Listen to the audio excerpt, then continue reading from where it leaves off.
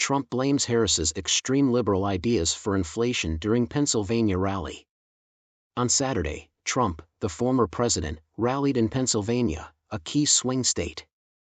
At the Mohegan Sun Arena in Wilkes-Barre Township, Trump addressed his fans by criticizing Vice President Kamala Harris's extreme liberal policies that he said have generated horrible inflation. As a result of their actions, everyone here is in utter shock, and you know exactly what I mean, Trump said the audience.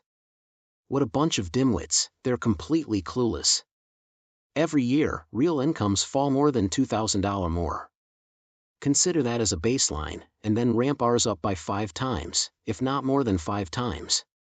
The Kamala Harris inflation tax refers to the $28,000 that her price hikes have cost the average household. No matter what, she was always there.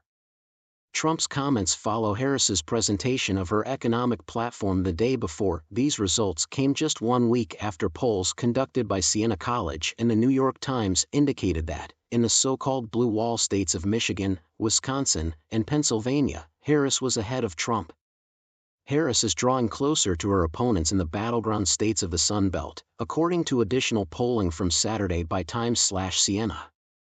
2 important concerns, immigration and the economy, gave Trump the upper hand in a new survey that came out earlier this week from the Associated Press and ORC Center for Public Affairs Research.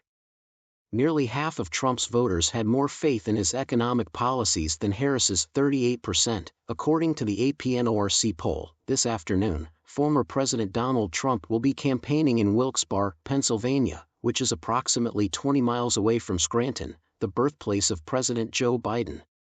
Along with his wife Gwen, Minnesota Governor Tim Walz, D., addressed a gathering in the Omaha suburb of La Vista this afternoon.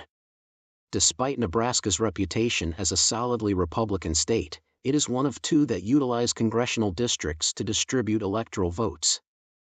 Therefore, if you want to win the presidency by 270 electoral votes, you might need to win Omaha and the suburbs. Among the economic initiatives introduced by Vice President Kamala Harris on Friday in Raleigh, North Carolina, was a tax credit that would give families $6,000 for each child during the first year of their lives. Trump, the Republican candidate for president, refused to listen to his GOP supporters who wanted him to focus on policy differences rather than personal assaults and instead became preoccupied on Vice President Kamala Harris's appearance, using language he admittedly found insulting. For guidance on content, delivery, and course correction in times of crisis, the majority of presidential hopefuls consult their campaign staff. However, the strategy of former President Donald Trump's 2024 campaign, similar to his operations in 2016 and 2020, is based on the inverse. The candidate acts on his instincts, while the campaign strives to stay up with him, providing recommendations and adjusting as needed.